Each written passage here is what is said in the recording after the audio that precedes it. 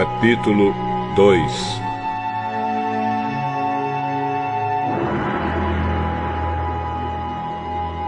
Alguns dias depois, Jesus voltou para a cidade de Cafarnaum e logo se espalhou a notícia de que ele estava em casa.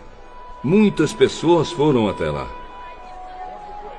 Era tanta gente que não havia lugar nem mesmo do lado de fora, perto da porta.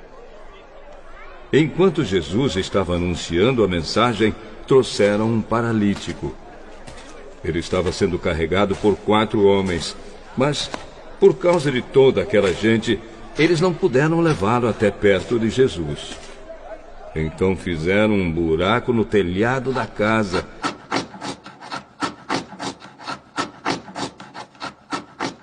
Em cima do lugar onde Jesus estava. E pela abertura,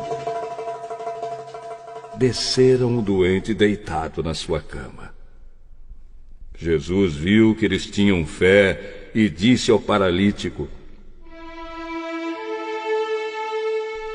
"Meu filho, os seus pecados estão perdoados."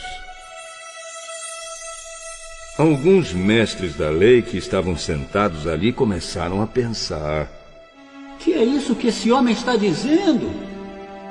Isso é blasfêmia contra Deus.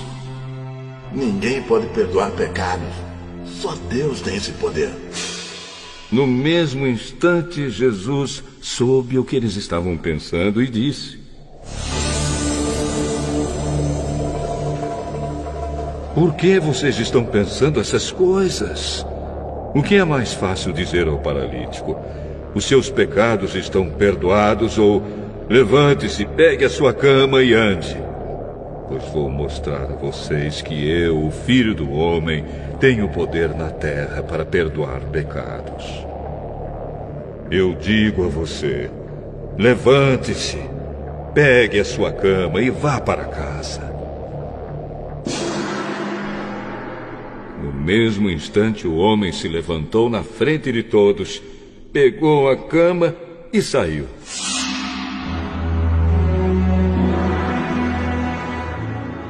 Todos ficaram muito admirados e louvaram a Deus. Nunca vimos uma coisa assim. Nunca vimos uma coisa assim. Jesus saiu outra vez e foi para o lago da Galileia. Muita gente ia procurá-lo e ele ensinava a todos. Enquanto estava caminhando, Jesus viu Levi, filho de Alfeu, sentado no lugar onde os impostos eram pagos. Então disse a Levi: "Venha comigo." Levi se levantou e foi com ele. Mais tarde, Jesus estava jantando na casa de Levi. Junto com Jesus e os seus discípulos estavam muitos cobradores de impostos e outras pessoas de má fama que o seguiam. Alguns mestres da lei, que eram do partido dos fariseus, vendo Jesus comer com aquela gente e com os cobradores de impostos, perguntaram aos discípulos: Por que ele come e bebe com essa gente, hein? Jesus ouviu a pergunta e disse aos mestres da lei: "Os que têm saúde não precisam de médico, mas sim os doentes. Eu vim para chamar os pecadores e não os bons." Os discípulos de João Batista e os fariseus estavam jejuando.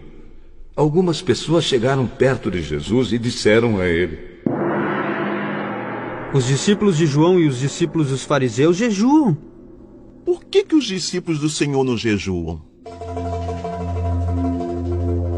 "Vocês acham que os convidados de um casamento jejuam enquanto o noivo está com eles? Enquanto ele está presente, é claro que não jejuam.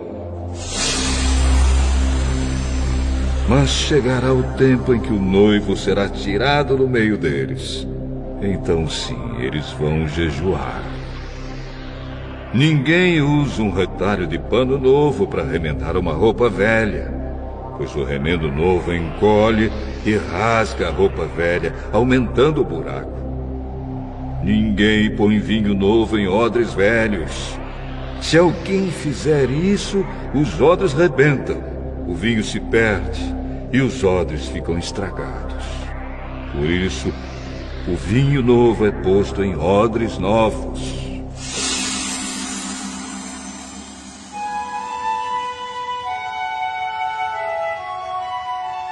Num sábado, Jesus e os seus discípulos estavam atravessando uma plantação de trigo.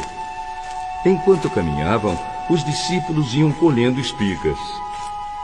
Então alguns fariseus perguntaram a Jesus: Por que é que os seus discípulos estão fazendo uma coisa que a lei proíbe fazer no sábado? Vocês não leram o que Davi fez quando ele e os seus companheiros não tinham comida e ficaram com fome? Ele entrou na casa de Deus, na época do grande sacerdote Abiatar.